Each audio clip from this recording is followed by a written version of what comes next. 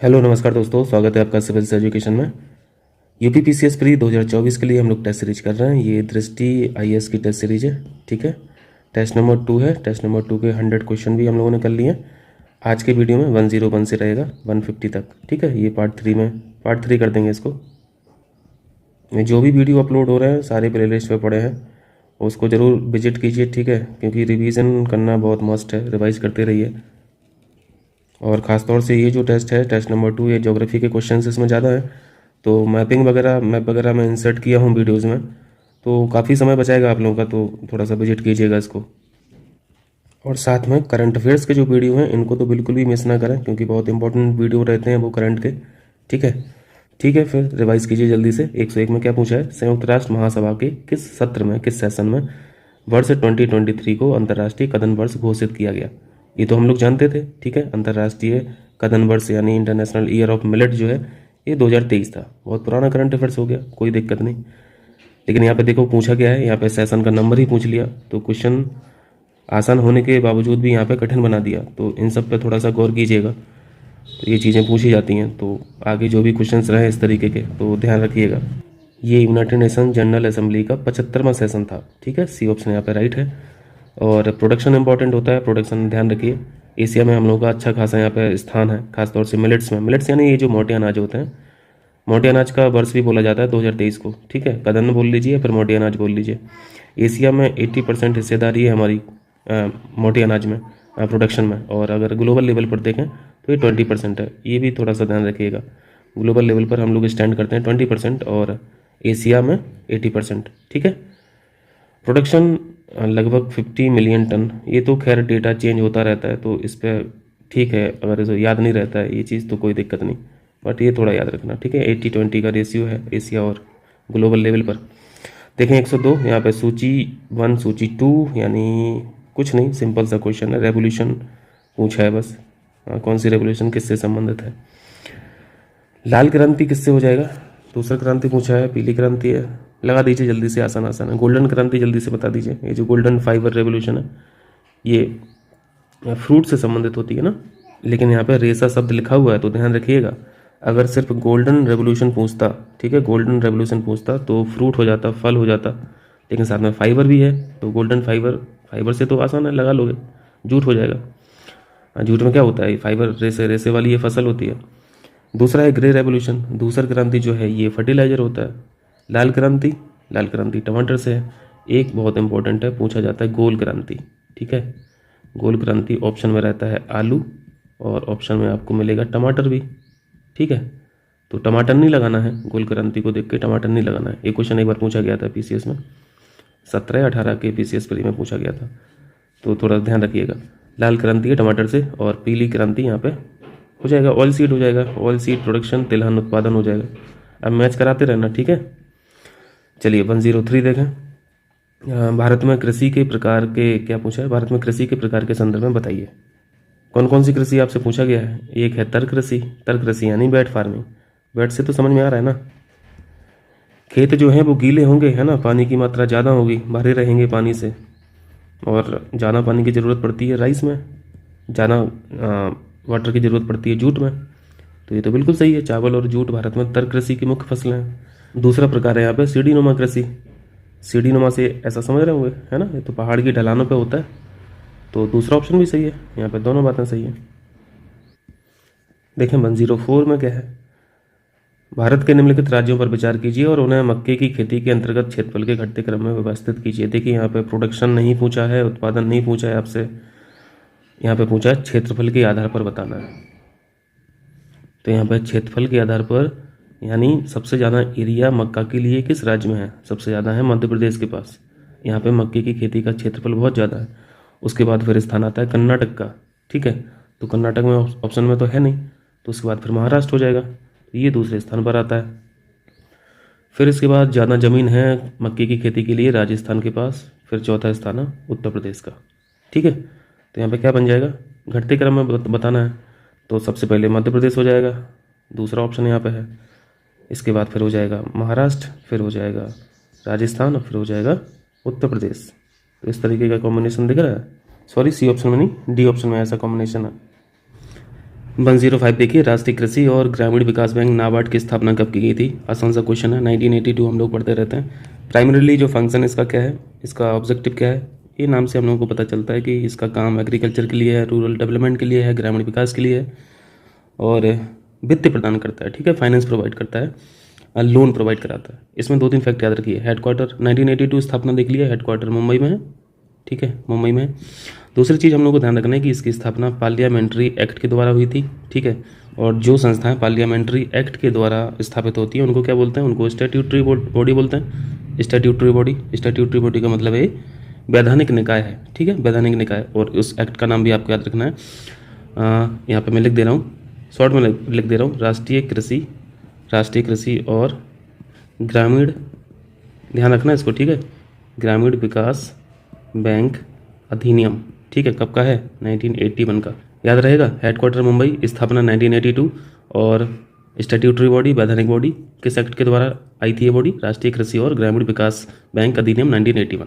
ठीक है, चलिए 106 देखिए, निम्नलिखित में से कौन वर्ष 2004 में गठित राष्ट्रीय किसान आयोग का अध्यक्ष था। 2004 का पूछें, यहाँ पर करेक्ट आंसर हो जाएगा MS स्वामीनाथन। ठीक है, सी ऑप्शन राइट है। 107 कश्मीर हिमालय में करेवा संरचनाएं किसके उत्पादन हेतु उपयुक्त होने के लिए प्रसिद्ध है। इसको हम लोग पढ़ के रखें, करंट अफेयर्स की PDF में मैं आपको प्रोवाइड कराता हूँ। अभी का करंट अफेयर्स नहीं, आप पुराना करंट अफेयर्स देखेंगे तो उसमें आपको मैंने यहाँ पे इमेज के माध्यम से बताया था। करेवा संरचनाएं जो हैं ये फेमस हैं। केसर की स्थानीय किस्म होती है एक जाफरान। ठीक है, जाफरान क्या है, ये केसर की क्या है, एक प्रजाति है। आपको बस केसर याद रखना है, जाफरान याद आ जाएगा। ये ऑप्शन यहाँ पे राइट है। देखिए 108 देखें, कॉफ़ी बोर्ड ऑफ इंडिया का मुख्यालय निम्नलिखित में से किस शहर में स्थित है। फैक्चुअल क्वेश्चन है। भारतीय कॉफ़ी बोर्ड एक वैधानिक संगठन है, याद रखना। ठीक है, स्टैट्यूटरी बॉडी है। स्टैट्यूटरी जैसे ही आता है तो आपको एक्ट भी याद आ जाता होगा, है ना। कॉफ़ी अधिनियम 1942, कॉफ़ी एक्ट में यहाँ पे लिख दे रहा हूँ, coffee act 1942। Coffee board of India की स्थापना इसी के माध्यम से की गई थी। हेडक्वार्टर है बेंगलोर।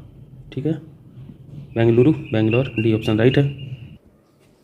109 निम्नलिखित में से कौन सा राज्य उष्णकटिबंधीय गन्ना उत्पादन के अंतर्गत नहीं आता। गन्ना उत्पादन खैर छोड़ दीजिए, अभी उष्णकटिबंधीय को पकड़ लीजिए, ट्रॉपिकल रीजन पकड़ लीजिए। तो ट्रॉपिक ऑफ कैंसर तो देख रहे हैं ना, भारत से कहाँ कहाँ से गुजरती है ना। तो उसके ऊपर जो इसके बियॉन्ड लाई करेगा वो ट्रॉपिकल नहीं माना जाएगा, है ना। उसके ऊपर फिर टेम्परेट रीजन आ जाता है। तो यहाँ पे कौन सा स्टेट है जो ट्रॉपिक ऑफ कैंसर के बियॉन्ड लाई करता है। एक ही ऑप्शन दिख रहा है, हरियाणा। पंजाब होता तो यहाँ पे ऑप्शन में पंजाब भी आंसर हो जाता।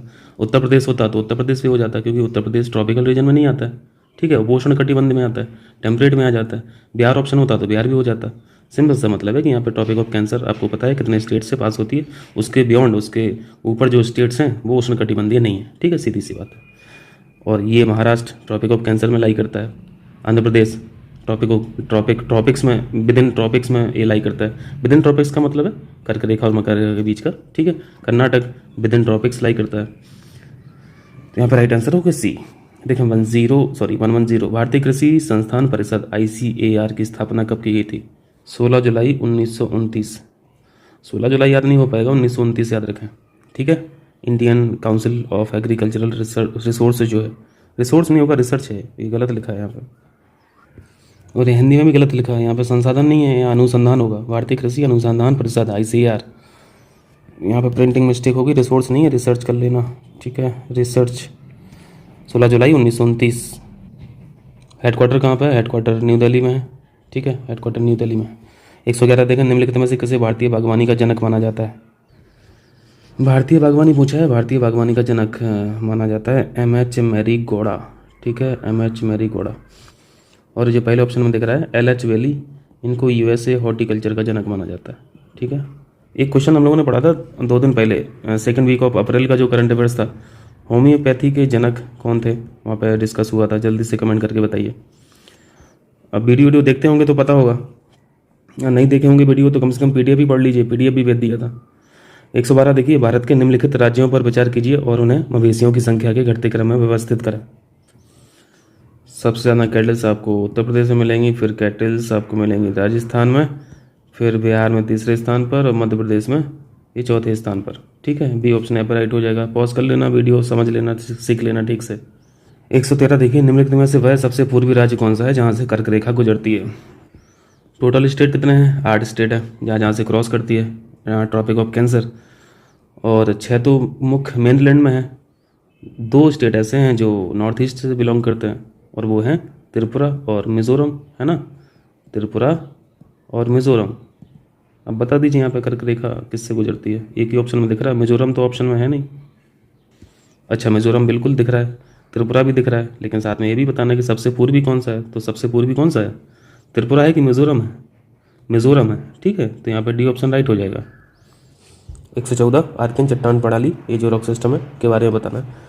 ये चट्टानें प्रायद्वीपीय भारत यानी साउथ इंडिया और हिमालय क्षेत्र दोनों में पाई जाती हैं, बिल्कुल ठीक है। इन चट्टान प्रणाली के अंतर्गत ये जो अपर कार्बोनीफेरस से लेकर नवीनतम चट्टानें शामिल हैं। हमारा क्षेत्र यहाँ पे लिखा है तो नवीनतम चट्टानें हो गई, उच्च कार्बोनीफेरस भी है तो यहाँ पे प्रायद्वीप भारत हो गया, दोनों ठीक है, ठीक है। सी ऑप्शन यहाँ पे राइट है। देखें 115 देखें, पोगा वैले, पोगा घाटी निम्नलिखित में से किस राज्य या फिर यूनियन टेरिटरी में स्थित है? बताइए, नीर में बना रहता है ये घाटी फेमस है मिनरल्स के लिए, ठीक है। मिनरल्स कौन कौन से? सल्फर है, सल्फर के अलावा बोरेक्स भी है। मिनरल्स के अलावा ये गर्म झरनों के लिए भी जानी जाती है, और ये लाई करती है लद्दाख में, ठीक है, लद्दाख में है। 116 देखें, निम्नलिखित में से कौन सा तट भारत के पूर्वी तट पर स्थित नहीं है? पूर्वी तट, ईस्टर्न कोस्ट की बात कर रहे हैं। ईस्टर्न कोस्ट पे क्या है? ये तो आसान है, उत्कल तट ईस्ट में लाई करता है। कोरोमंडल तट तमिलनाडु देख ही रहे हैं, आंध्र तट, ठीक है, आंध्र प्रदेश को भी देख रहे हैं। कोंकण तट ये तो महाराष्ट्र, गोवा और कर्नाटक वाला है ना। ये जो पहला इसको हटा दीजिए, 2 3 4 हो जाएगा करेक्ट आंसर। देखें 117 कथन कारण का क्वेश्चन है, ब्रह्मपुत्र बाढ़, ये क्या लिखा है? ये कह रहे हैं कि ब्रह्मपुत्र नदी जो है ये बाढ़ चैनल शिफ्टिंग, चैनल नहीं है चैनल है, चैनल शिफ्टिंग और बैंक कटाव के लिए प्रसिद्ध है। बाढ़ के लिए जानी जाती है ब्रह्मपुत्र नदी, समझते हैं, ठीक है। नॉर्थ ईस्ट में बाढ़ इसी नदी के कारण ही आती है। चैनल शिफ्टिंग का मतलब रिवर अपनी डायरेक्शन को बदलती है, ठीक है। एक एग्जांपल हम लोग पढ़ते भी हैं, रिवराइन आइलैंड, मजूली आइलैंड है ना यहाँ पे, तो ये चैनल शिफ्टिंग ही तो है, ठीक है। कटाव के लिए इरोजन है, बैंक का कटाव जो है, ठीक है। बहुत बेसिक चीज़ें हैं ब्रह्मपुत्र नदी के बारे में ये सारी चीज़ें। दूसरा है, इसकी अधिकांश सहायक नदियाँ बड़ी हैं और अपने जल ग्रहण क्षेत्र में भारी वर्षा के कारण बड़ी मात्रा में तलछट लाती हैं, ठीक है। दोनों बातें यहाँ पे सही हैं, एक्सप्लेन भी कर रहा है। चैनल शिफ्टिंग एक्चुअली होती किस लिए है? इसी वजह से हो रही है, तलछट की वजह से। तलछट ज़्यादा जमा हो जाएगा तो फिर डायरेक्शन बदलेगी नदी की, और उसी चैनल शिफ्टिंग में फिर कटाव भी बहुत ज़्यादा होगा। तो सारी चीज़ें यहाँ पे सही लिखी हुई हैं, यहाँ पे डी ऑप्शन सही है। यहाँ पे ऑप्शन का जो यहाँ पे कॉम्बिनेशन है ना, इंग्लिश और हिंदी में थोड़ा सा गड़बड़ है। डी ऑप्शन देखिए, ए और आर दोनों सही है, आर ए की व्याख्या करता है, तो यहाँ पे डी ऑप्शन में ये लिखा है, जबकि यहाँ पे इंग्लिश में डी ऑप्शन में ए ट्रू आर फॉल्स। तो यहाँ पे इंग्लिश के हिसाब से सी ऑप्शन सही है, हिंदी के हिसाब से डी ऑप्शन सही है। देखिए 118 निम्नलिखित में से कौन सी नदी अंतर्देशीय जल निकासी प्रणाली का हिस्सा है? इंग्लिश में क्या लिखा है? इनलैंड ड्रेनेज सिस्टम, यानी नदी जो ड्रेन कर रही है वो समुद्र तक पहुंच ही नहीं पा रही है, भूमि में ही ड्रेन कर जा रही है ना, समझ पा रहे हैं ना। ऐसी नदियों का जो सिस्टम है उसे अंतर्देशीय जल निकासी सिस्टम बोलते हैं, ठीक। तो यहाँ पे ऐसी नदी कहाँ को देखने को मिलती है? राजस्थान में मिल जाती हैं। लूनी के बारे में हम लोग पढ़ते ही रहते हैं, लूनी यहाँ पे अरब सागर तक पहुँच ही नहीं पाती है। घग्गर के बारे में पढ़ते हैं, ठीक है। तो यहाँ पे 1 और 2 राइट आंसर हो जाएगा। गोमती सोन तो नहीं है ना। चलिए 119 निम्नलिखित में से कौन सा भारत का सबसे लंबा बांध है? लॉन्गेस्ट पूछा है, एक लॉन्गेस्ट होता है, एक हाईएस्ट होता है। लॉन्गेस्ट का मतलब लंबाई में जो बड़ा है, और लंबाई में हम लोग हीराकुंड पढ़ते हैं, है ना। हीराकुंड कहाँ पे है? उड़ीसा पे, उड़ीसा में है। किस नदी पे है? महानदी पर है। 120 में पूछा है एल नीनो के बारे में, और दूसरा सिस्टम हम लोग पढ़ते हैं ला लीना, ठीक है। और बहुत बेसिक चीज़ें हैं, है ना, कई बार पढ़ चुके हैं, मुझे लगता है 2nd बार पढ़ चुके हैं अभी तक। एक गर्म जलधारा है, ठीक है, वार्म करंट है। अपीयर कहाँ होती है? पेरू के तट से दूर उष्णकटिबंधीय प्रशांत क्षेत्र में प्रकट होती है, ठीक है। मानसून गतिविधियों की भविष्यवाणी में सहायता करता है, सारी बातें ठीक है। पेरू के तट पर कौन सी करंट है? पेरू करंट है, ठीक है, पेरू करंट। इसका दूसरा नाम बताइए जल्दी से। हम्बोल्ट करंट भी है। कैसी करंट है? Humboldt current. ये कॉन्टिनेंट के कहाँ पे लाई करती है? वेस्टर्न रीजन में लाई करती है या फिर ईस्टर्न रीजन में? ऑब्वियसली अगर पेरू इधर है तो यहाँ पे लाई करेगी, और किसी भी कॉन्टिनेंट के अगर वेस्ट में कोई करंट है तो वो कैसी करंट होती है? वो कोल्ड करंट होती है, ठीक है। तो ये हम्बोल्ट करंट कैसी है? कोल्ड करंट है। तो ये तो हम्बोल्ट के बारे में था, लेकिन यहाँ लालिना सॉरी अल नीनो जो है ये गर्म जलधारा है। ये दरअसल क्या है, आप लोग अगर इक्वेटोरियल करंट सिस्टम ये सब पढ़ेंगे, ठीक है, करंट वाला चैप्टर पढ़ेंगे तो वहाँ पे सारी चीज़ें फिर समझ में आती हैं। आप लोग ज्योग्राफी में करंट सिस्टम पढ़ेंगे ये जलधारा वाला, तो वहाँ पे सारी चीज़ें क्लियर होती हैं। उसी में एक करंट होती है इक्वेटोरियल करंट, ये उसी का एक्सटेंशन होता है, ठीक है। चलिए 121 है, निम्नलिखित में से कौन से कारक मृदा निर्माण को प्रभावित करते हैं? पेरेंट रॉक, बिल्कुल भाई, पेरेंट रॉक बिल्कुल प्रभावित करेगा। टेम्परेचर भी करेगा, कम टेम्परेचर होगा अलग रॉक सिस्टम बनेगा, टेम्परेचर ज़्यादा होगा तो अलग रॉक सिस्टम यहाँ पे डेवलप होगा। समय ऑब्वियस है, और टोपोग्राफी वेरी वेरी इंपॉर्टेंट। सारे ही रीजन हैं, ये सारी चीज़ें समझ लेंगे ना, टेम्परेचर ज़्यादा है या फिर कम है तो कैसे ये मिट्टी के फॉर्मेशन को अफेक्ट करेगा। भाई टेम्परेचर ज़्यादा रहेगा तो वहाँ पे अपक्षय यानी जो वेदरिंग होती है और इरोजन होता है, इसका पैटर्न बदल जाएगा, वनस्पति का पैटर्न बदल जाएगा। ज़्यादा टेम्परेचर जहाँ पे रहता है वहाँ पे वनस्पति अलग प्रकार की होती हैं, और वनस्पति अलग प्रकार की होंगी तो फिर ह्यूमस वाला कॉन्सेप्ट आ जाएगा, है ना। फिर वहाँ पे कार्बनिक मैटर का यहाँ पे कॉन्सेप्ट आ जाएगा। तो जिस जगह पे कार्बनिक पदार्थ ज़्यादा होगा वहाँ पे सॉइल अलग होगी, और जहाँ पे कम होगा वहाँ पे सॉइल अलग होगी। बाकी रॉक सिस्टम तो मैंने आपको अच्छे से पढ़ा के रखा ही है, तो टाइम वाला कॉन्सेप्ट भी समझ में आ रहा होगा, ठीक है। यहाँ पे डी ऑप्शन सही हो जाएगा। 122 देखें, काली मृदा के संबंध में बताइए। अभी सारे क्वेश्चन रटे होने चाहिए, है ना। इन सबको तो मैं करंट अफेयर्स में भी कवर करा देता हूँ। पहले तो बेसिक बातें बता दीजिए काली मिट्टी के बारे में। यहाँ पे सबसे ज़्यादा क्या होता है, कपास के लिए बहुत फेवर करती है ये वाली सॉइल, ठीक है, कपास के प्रोडक्शन के लिए, खेती के लिए। दूसरी खास बात क्या है, वाटर होल्डिंग कैपेसिटी अच्छी खासी होती है। वाटर होल्डिंग कैपेसिटी ठीक है तो फिर वो फर्टाइल है, ठीक है, वो ज़मीन फिर फर्टाइल है। उच्च उर्वरता है, ठीक है, बिना उर्वरक के भी कई फसलों का समर्थन करती है। Very important point about black soil. ये ऑप्शन है, यह लंबे समय तक नमी बनाए रखने के लिए जानी जाती है, ठीक है, सीख लिया। यह कपास, गेहूँ, तिलहन, सब्जी, खट्टे फलों की खेती के लिए समर्थन करती है, ठीक है। इसमें एल्यूमिनियम, कैल्शियम, चूना और पोटास की कमी होती है, कमी नहीं होती है, अच्छी खासी मात्रा में होता है, ठीक है। यहाँ पे गलत पूछा था तो गलत हो जाएगा, सी ऑप्शन। कमी किस चीज़ की होती है वो जानना जरूरी है। नाइट्रोजन की कमी होती है ब्लैक सॉइल में, फास्फोरस की कमी होती है ब्लैक सॉइल में, ठीक है, ये आपको याद रखना है। जैसे जो बेसिक एलिमेंट हैं, बेसिक मिनरल हैं, एनपीके हैं, नाइट्रोजन, फास्फोरस और पोटेशियम। तो पोटास तो होता है ठीक ठाक मात्रा में ब्लैक सॉइल में, लेकिन एन और पी जो हैं इनकी कमी होती है, ठीक है। चलिए 123 देखें, निम्नलिखित में से कौन सा मृदा निम्नीकरण का प्रभाव नहीं है? यानी सॉइल डिग्रेड अगर होती है तो क्या क्या हो सकता है, ये क्वेश्चन पूछा गया है। भूमि का क्षरण होगा, ठीक है, बाढ़ में वृद्धि भी हो जाएगी, मिट्टी नहीं रहेगी तो बाढ़ में वृद्धि होगी। सूखा और शुष्कता जो है, ठीक है, ड्रॉट और एरिडिटी वाली समस्या आ जाएगी। खनन थोड़ी ना होगा, ठीक है, खनन यहाँ पे रीज़न है, कारण है, प्रभाव नहीं है। खनन से क्या होगा, यहाँ से बाकी चीज़ें बेकार हो सकती हैं खनन से, जैसे इकोसिस्टम बेकार हो सकता है, ठीक है। देखें 124, ये अच्छा क्वेश्चन है। टुंड्रा मृदा के बारे में बताइए। टुंड्रा प्रदेश देख रहे हैं, आर्कटिक जाएंगे आपको टुंड्रा टाइप की सॉइल मिलेगी, बायोम मिलेगा। आप अंटार्कटिका जाएंगे ये चीज़ देखने को मिलेगी। हाई लैटिट्यूड पे जाएंगे ये चीज़ देखने को मिलेगी। कहने का मतलब है कि टेम्परेचर बहुत कम रहता है ऐसे रीजन में, और टेम्परेचर जहाँ पे कम है वहाँ पे वेजिटेशन का पैटर्न बिल्कुल अलग होता है। पेड़ बड़े बड़े नहीं हो पाते हैं, ठीक है, लंबाई उनकी होती नहीं है ज़्यादा, बहुत दूर दूर पेड़ होते हैं, बिखरे बिखरे होते हैं और कम हाइट वाले होते हैं। एक टर्म आपने पढ़ा है परमाफ्रॉस्ट, ये जब हम लोग मेंस का प्रैक्टिस क्वेश्चन करते थे, है ना, तब मेंस का क्वेश्चन भी आपको लिखने को दिया था परमाफ्रॉस्ट के बारे में, तो आप लोगों ने आंसर लिख के दिए थे, खैर अच्छे अच्छे। उसमें हम लोगों ने सीखा था कि ये जो बायोमास है ये मीथेन और कार्बन डाइऑक्साइड के रूप में कलेक्ट रहता है परमाफ्रॉस्ट में, ठीक है। और ख़ास बात यहाँ पे टुंड्रा सॉइल की है, जैसे हम लोग एनपीके पढ़ रहे हैं, बहुत इंपॉर्टेंट है ये फैक्ट। नाइट्रोजन और फास्फोरस बहुत प्रचुर मात्रा में रहता है, बहुत रिचनेस है टुंड्रा सॉइल में, नाइट्रोजन और फास्फोरस की रिचनेस है। पहला ऑप्शन यहाँ पर सही है। यह एक अच्छे कार्बन सिंक के रूप में भी कार्य करता है, बिल्कुल सही है। अभी आपने सीखा परमाफ्रॉस्ट में कार्बन डाइऑक्साइड संग्रहित है ना, तो अंदर जमा किए हुए रखा है, तो वही चीज़ यहाँ पे लिखी है, कार्बन सिंक के रूप में भी काम करता है। सी ऑप्शन यहाँ पर राइट है। चलिए 125, निम्नलिखित में से कौन से भारत में सामान्य रूप से पाए जाने वाले वन है? सामान्य रूप से कौन से वन पाए जाते हैं? अल्पाइन तो सामान्य रूप नहीं होगा, ठीक है, ये तो हाई लैटिट्यूड पर पाए जाते हैं। वर्षा वन भी ये सामान्य वन नहीं है। टैगा तो बिल्कुल भी सामान्य नहीं है, ये असामान्य है, बहुत कम ही जगह पे आपको दिखाई देंगे ये सब। उष्णकटिबंधीय पर्णपाती वन, यही भरमार है इसी की, ठीक है, खासतौर से इंडिया में। ट्रॉपिकल डेसिडुअस फॉरेस्ट, ये ऑप्शन हो जाएगा। चलिए 126 देखें, राष्ट्रीय वन नीति 1988, ईयर याद रखना है, फॉरेस्ट पॉलिसी।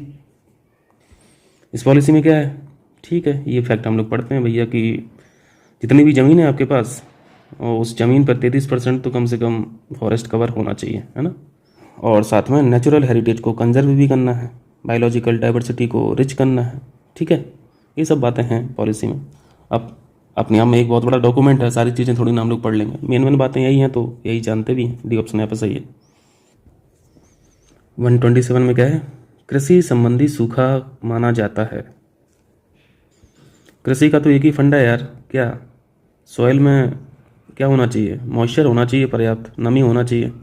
नमी है अगर तो ठीक है सॉइल, तो ए ऑप्शन में यही लिखा है, मृदा में न्यूनतम नमी जो फसलों को सहारा देने के लिए आवश्यक है। दूसरा यहाँ पर पॉइंट लिखा है, ऐसी स्थिति जब अपर्याप्त वर्षा की लंबी अवधि होती है, तो ये स्थिति होती है जो मौसम संबंधी जो सूखा होता है उसकी परिभाषा है, ठीक है। ये ऑप्शन ध्यान रखना, मृदा में न्यूनतम नमी अगर नहीं है तो फिर कृषि संबंधी सूखा है वो। 128 निम्नलिखित में से कौन सा कथन उष्ण कटिबंधीय चक्रवातों के संबंध में सही नहीं है। ट्रॉपिकल साइक्लोन्स पढ़ते हैं हम लोग, टेम्परेट साइक्लोन्स पढ़ते हैं, दोनों की अलग अलग विशेषताएं हैं, अलग अलग तरीके से बनते हैं, अलग अलग यहाँ पे तरीके हैं दोनों के। ट्रॉपिकल साइक्लोन की अगर बात करेंगे, मान लीजिए सेंटर है तो यहाँ पे लो प्रेशर रहेगा, और जैसे ही आप बाहर की तरफ जाएंगे तो ये प्रेशर बढ़ता जाएगा, ठीक है। और सबसे बाहर आ जाएंगे बिल्कुल पेरीफेरी पे, तो यहाँ पे प्रेशर बहुत ज़्यादा रहेगा। और एयर फ्लो कहाँ से कहाँ करती है, ये हाई प्रेशर से कहाँ करेगी, लो प्रेशर की तरफ। हाई प्रेशर कहाँ पे है, बाहर है।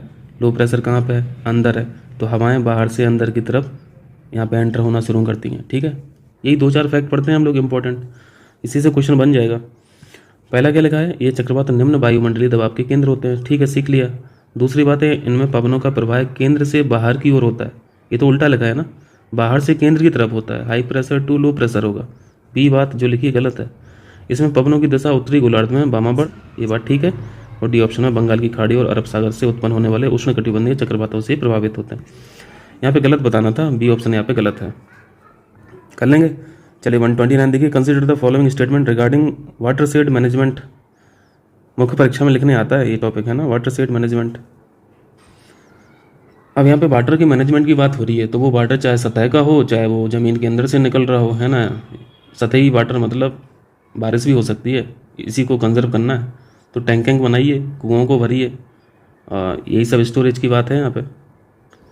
जिसमें ये जो हरियाली लिखा है, हरियाली एक प्रोजेक्ट है सेंट्रल गवर्नमेंट का, इसके बारे में सेपरेट भी क्वेश्चन पूछा गया है। ये जल ग्रहण विकास परियोजना है, ठीक है। पहला पॉइंट पढ़िए, इसमें रिसाव तालाब, पुनर्भरण कुआ जैसे तरीकों के माध्यम से भूजल के प्रभाव को रोकना है, भंडारण करना है, स्टोरेज करना है, यही सब चीज़ें, रिचार्ज करना है। दोनों बातें यहाँ पे सही हो जाएंगी, सी ऑप्शन सही है। 130 देखिए, निम्नलिखित में से कौन सा समुद्री पारिस्थितिकी तंत्र का एक प्रकार नहीं है। कोरल रीफ तो होगा ना भाई, ये तो ओशियनिक मराइन इकोसिस्टम है। ज्वार नदमुख होगा, तो कोरल रीफ तो हो जाएगा। ज्वार नदमुख का संबंध कहीं ना कहीं मराइन इकोसिस्टम से है ही, है ना। ज्वार नदमुख समझ रहे हो ना, एस्चुरीज हम लोग पढ़ते हैं और डेल्टा भी पढ़ते हैं, ये सारे जो हैं ये मराइन इकोसिस्टम ही है। कैल्पवन जहाँ पे उथला पानी होता है, मतलब बहुत गहराई पे पानी नहीं होता है, वहाँ पे ये वाला इकोसिस्टम होता है। टुंड्रा तो नहीं होगा ना, टुंड्रा तो ये लैंड इकोसिस्टम है, ठीक है। यहाँ की तो कहानी अलग है, टेम्परेचर बहुत डाउन रहता है, परमाफ्रॉस्ट जैसी यहाँ पे चीज़ें रहती हैं। डी ऑप्शन यहाँ पे राइट है, जो मराइन इकोसिस्टम नहीं है। देखें 131, लौह अयस्क भारत की किस चट्टान प्रणाली में पाया जाता है। वेरी वेरी इंपॉर्टेंट, कई बार क्वेश्चन पूछा जा चुका है, बहुत आसान है। धारवाड़, खान बताएंगे धारवाड़, आप देखेंगे इसका डिस्ट्रीब्यूशन कर्नाटक में देखेंगे, ठीक ठाक। कर्नाटक में बताइए, माइंस का नाम बताइए जहाँ से आयरन को एक्सट्रैक्ट किया जाता है, कमेंट करके बताइएगा, ठीक है, माइन का नाम। 132 देखें, कॉपर फील्ड है और स्टेट है। सबसे आसान खेतड़ी, कहाँ पे है खेतड़ी, जाना जाता है कॉपर की खानों के लिए, ये कहाँ पे है, राजस्थान में। डी का 3 लगा दीजिए, डी का 3 एक ही ऑप्शन में है, ये ऑप्शन राइट हो जाएगा। और कभी कभी जगह पूछा जाता तो याद रखना, झुंझुनू जिला है ना राजस्थान का, झुंझुनू। चंद्रपुर ये महाराष्ट्र में है। हसन कर्नाटक, वेरी इंपॉर्टेंट, पूछा जाता है अक्सर। और खम्माड़ जो है ये आंध्र प्रदेश का है, सॉरी ये हसन गलत लगा दिया, हसन कर्नाटक और खम्माड़ आंध्र प्रदेश, मिला लीजिएगा। अब मिलाना क्या है, यहाँ ऑप्शन तो मिल ही गया ना, ये ऑप्शन। 133 में क्या है, यहाँ पे कुछ माइंस हैं, पोनाई, क्रूबरू और नुआ मंडी। नुआ मंडी तो पढ़े होंगे, नुआ मंडी ये झारखंड की है, ठीक है, ये झारखंड है। और बोनाई और ये दूसरी है क्रूबरू, ये है उड़ीसा की, ठीक है, मैं यहाँ पे लिख दे रहा हूँ उड़ीसा। और फेमस है लौह अयस्क के लिए, आयरन ओर के लिए, सी ऑप्शन यहाँ पर राइट है। बताइए 134 में क्या है, तमिलनाडु भारत का मैंगनीज का प्रमुख उत्पादक है। लीडिंग प्रोड्यूसर मैंगनीज का तमिलनाडु नहीं है भाई, ये तो बहुत इंपॉर्टेंट क्वेश्चन होता है, मिनरल्स पढ़ लेना, ठीक है। ये जो घटना चक्र की आर्थिकी आती है एग्जाम से पढ़ के रट के बिल्कुल जाना है, ठीक है। पिछली बार तो शायद क्वेश्चन कम पूछा था, बट हर साल का पता थोड़ी ना रहता है। उड़ीसा है, ठीक है, लीडिंग प्रोड्यूसर मैंगनीज का, तमिलनाडु नहीं है, पहली बात गलत हो गई। मैंगनीज भंडार लगभग सभी भूवैज्ञानिक संरचनाओं में पाए जाते हैं, लेकिन यह मुख्य रूप से धारवाड़ प्रणाली से जुड़ा हुआ है। दूसरी बात यहाँ पे ठीक है, बी ऑप्शन यहाँ पे ठीक है। उड़ीसा की अगर बात हुई है मैंगनीज के प्रोडक्शन के लिए, तो यहाँ पे कालाहांडी हम लोग पढ़ते हैं, कालाहांडी याद रखना है। इसके बाद क्योंझर पढ़ते हैं, है ना, ये सब खनन क्षेत्र हैं उड़ीसा के। सुंदरगढ़ पढ़ते हैं हम लोग, कोरापुट पढ़ते हैं, एक कोरापुट। देखें 135, लौह और इस्पात उद्योग के लिए निम्नलिखित में से कौन सा खनिज आवश्यक है। बताइए भैया क्या चाहिए, कोकिंग कोल भी चाहिए, डोलोमाइट भी चाहिए, जिंक भी चाहिए, क्रोमियम भी चाहिए, सारा चाहिए। जिंक की क्या ज़रूरत है, जिंक नहीं, यहाँ पे जो मुख्य खनिज है आवश्यक, एसेंशियल मुख्य खनिज लौह अयस्क, कोकिंग कोल चाहिए, लौह अयस्क भी चाहिए, मैंगनीज चाहिए, रॉक फास्फेट चाहिए, डोलोमाइट चाहिए, जिंक नहीं चाहिए। तीसरे को काट दीजिए, डी ऑप्शन यहाँ पर सही है, ठीक है। कोकिंग कोल तो हमारे यहाँ बहुत है ही नहीं ज़्यादा, हम लोग ज़्यादा क्या करते हैं, इम्पोर्ट करते हैं, ठीक है, इम्पोर्ट करते हैं, ऑस्ट्रेलिया से इम्पोर्ट करते हैं कोकिंग कोल। देखिए 136, निम्नलिखित गोल्ड फील्ड पर विचार करें। KGF तो हम लोग पढ़ते ही एक है ना, KGF Kolar gold field, Rocky भाई है ना। कोलार गोल्ड फील्ड कर्नाटक में है, हट्टी गोल्ड फील्ड कर्नाटक में है, रामगिरी गोल्ड फील्ड, इसको भी ध्यान रखना भाई, आंध्र प्रदेश है, ठीक है, आंध्र प्रदेश है। 1 और 2 करेक्ट आंसर हो जाएगा। कोलार गोल्ड फील्ड ये अपने आप में बहुत गहरी खदान है, ठीक है, बहुत गहरी खदान है, दुनिया की सबसे गहरी खदानों में से एक है, और बहुत बड़ा सप्लायर भी है यहाँ से। ये जो खनन क्षेत्र है सप्लाई होता है काफ़ी मात्रा में, 80% तक सप्लाई होता है कर्नाटक को। वैसे भी हम लोग जानते हैं सबसे बड़ा उत्पादक है सोने का। 137, निम्नलिखित में से कौन सी नदी उत्तर प्रदेश से होकर नहीं बहती है। बेतवा, ठीक है, बेतवा तो बहती है, बुंदेलखंड की लीडिंग ये रिवर है। गोमती भी है, घाघरा भी है, महानंदा नहीं होगा, महानंदा तो बिहार से फ्लो करती है, ठीक है। बी ऑप्शन यहाँ पे, सॉरी बी ऑप्शन यहाँ पे राइट है। 138, भूस्खलन के बारे में बताइए, लैंडस्लाइड जो होती हैं। ये हिमालय, पश्चिमी घाट और नदी घाटियों में आम विशेषताएं हैं। लैंडस्लाइड तो समझते हैं ना, बड़ी सी भूमि का खिसक जाना, यही ना, चट्टानों का खिसक जाना, मलबे का ढेर जो है वो नीचे की तरफ खिसकना, यही लैंडस्लाइड है, भूस्खलन है। और ख़ास तौर से ऊंचाई वाली जगह पे होती है ना, पहली बात सही है।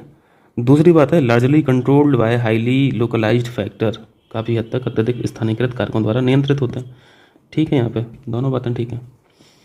139, निम्नलिखित में से कौन सी छोटी प्लेट नहीं है। छोटी प्लेट नहीं है तो बड़ी प्लेट बताना है। 3 प्लेटें ऐसी हैं जो छोटी हैं, यही ना होगा, बड़ी प्लेट एक ही होगी।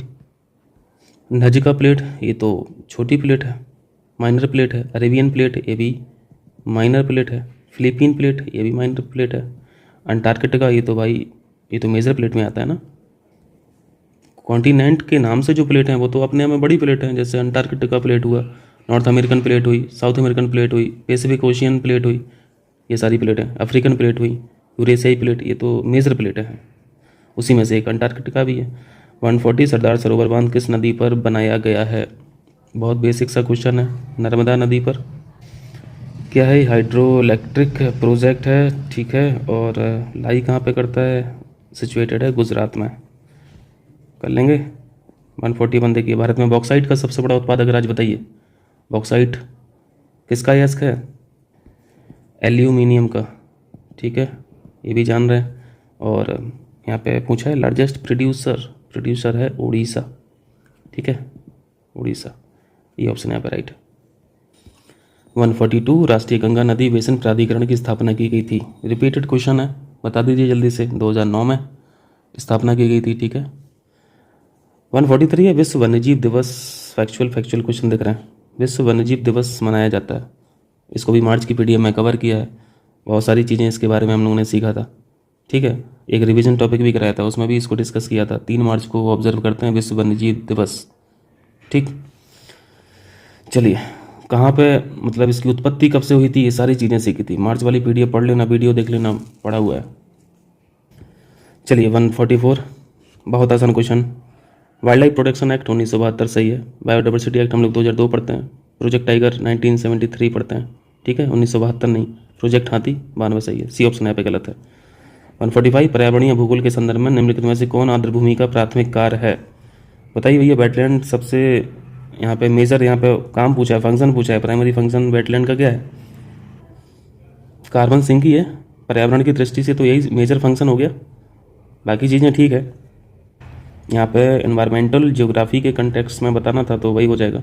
146 है भारतीय गिद्ध कार्य योजना, इंडियाज वल्चर एक्शन प्लान जो है 2020 से 2025 तक है, ठीक है, याद रखना। वल्चर की तो स्थिति वैसे ही बहुत बेकार है ना। एक दवा है, उसके न्यूनतम उपयोग के लिए गवर्नमेंट वर्क कर रही है, उसका नाम क्या है? डाइक्लोफेनाक है ना। चलिए 147 भारत के पश्चिमी घाट यानी सह्याद्री के संदर्भ में निम्नलिखित कथनों में कौन सा सही है? वेस्टर्न घाट, जिसे सह्याद्री पहाड़ियों के नाम से भी जाना जाता है, वनस्पतियों और जीवों के समृद्ध और अद्वितीय संयोजन के लिए प्रसिद्ध है, ठीक है। यहाँ पे बहुत रिचनेस है बायोडाइवर्सिटी की, इसे यूनेस्को विश्व धरोहर स्थल के रूप में मान्यता प्राप्त है। बताइए दूसरा सही है या फिर गलत है? दोनों सही यहाँ पे, ठीक है। चलिए अलग अलग नाम है वैसे इसके, है ना, पश्चिमी घाट के। 148 में क्या है? नदी के, इंग्लिश में पढ़िए, ये जो शब्द लिखा है मियांडरिंग लिखा है। मियांडरिंग का मतलब है जो अपना पाथ बदलती रहती है, इस तरीके से जो फ्लो पैटर्न होता है रिवर का, ठीक है, घुमावदार पैटर्न को बोलते हैं मियांडरिंग ऑफ रिवर। किसी नदी का मियांडरिंग फॉर्म बस एक ही कारण है, जमाव। उस क्षेत्र में अगर जमाव ज़्यादा है तो ये वाला पैटर्न जनरेट होता है, क्रिएट होता है। और यहाँ पे एक टर्म और लिखा है, सेकंड ऑप्शन पढ़िए, ऑक्सबो झील। इसके बारे में सेपरेट क्वेश्चन पूछा जाता है। ऑक्सबो झील क्या है? ऑक्सबो झील का मतलब है जैसे इस तरीके से फ्लो है अगर रिवर का, ठीक है, इस तरीके से फ्लो है तो यहाँ से कहीं टूट जाती है रिवर, जैसे यहाँ से कहीं टूट गई और एक तरीके से नया पैटर्न यहाँ से जनरेट किया इसने, ठीक है। तो ये जो नया पैटर्न बना है रिवर का, इसी को बोला जाता है ऑक्सबो लेक, ठीक है। तो यहाँ पे सेकंड पॉइंट पढ़िए, नदी के मियांडर्स होने के कारण ऑक्सबो झील का निर्माण होता है। ये बात बिल्कुल करेक्ट है, इसको ध्यान रखना। ये ऑक्सबो लेक है। पंक्ति कैसे है? जब पैटर्न रिवर का इस तरीके से होता है, मियांडरिंग फॉर्म होता है, हो जाएगा। चलिए 149 देखिए, निम्नलिखित में से कौन सा बंदरगाह भारत के पूर्वी तट पर नहीं है? ये तो आसान है, मैपिंग बेस्ड क्वेश्चन है। पारादीप कहाँ है? उड़ीसा में है। उड़ीसा कहाँ पे है? ये तो ईस्टर्न साइड है, ठीक है। तूतीकोरिन ये तमिलनाडु में है। आपको ऐसा तट बताना है जो वेस्टर्न साइड में है, ठीक है, वेस्टर्न साइड में। तो तमिलनाडु भी ईस्टर्न साइड हो गया। बदावन जो है, बदावन कहाँ पे है? बदावन महाराष्ट्र का है, तो ये वेस्टर्न साइड हो गया। और एक और है एन्नौर, जल्दी से एन्नौर बता दीजिए। एन्नौर तमिलनाडु का पोर्ट है, तो तमिलनाडु ईस्टर्न साइड हो गया, उड़ीसा ईस्टर्न साइड हो गया, तमिलनाडु है ही ईस्टर्न साइड। तो करेक्ट आंसर क्या हो गया? बदावन, ठीक है, महाराष्ट्र करेक्ट आंसर है, जो पूर्वी तट पर नहीं है, पश्चिमी तट पर है। 150 देखिए, निम्नलिखित में से कौन सा युग्म नदी और उसकी ट्रिब्यूटरी है? गोदावरी की बता रहे हैं, मंजीरा ये सहायक नदी है। मंजीरा भी हम लोगों ने सीखा था, इंद्रावती भी सीखा था। पहले की टेस्ट सीरीज में ये सब काम बहुत अच्छे से किया है ना। एक और है प्राणहिता, प्राणहिता भी पूछा जाता है, इंद्रावती पूछा जाता है, मंजीरा पूछा जाता है, प्राणहिता पूछा जाता है।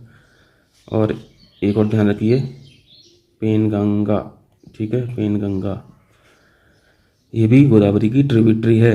यहाँ पे सेकंड ऑप्शन में क्या लिखा है? कृष्णा की ट्रिब्यूटरी बता रहे हैं, गलत हो गया। पहला सही था, महानदी का Hasdeo, very very important. Hasdeo के जंगल भी हैं, ठीक है, पर्यावरणीय कंटेक्स्ट में ये क्वेश्चन पूछा जाता है। हसदेव का जो फॉरेस्ट है, यहाँ पे काफ़ी माइनिंग होती है ना, माइनिंग की वजह से न्यूज में रहता है, डिस्प्यूटेड एरिया। झेलम, यहाँ पे किशनगंगा लिखा है, ये भी सही है। यहाँ पे गलत पूछा था, बी ऑप्शन यहाँ पे गलत था, गलत है, ठीक है। तो ये टेस्ट नंबर 2 हम लोगों ने कर लिया। टेस्ट नंबर 3 में मिलेंगे, और सपोर्ट करते रहिए यार वीडियो को, ठीक है, चैनल को। बहुत बहुत शुक्रिया आप लोगों का।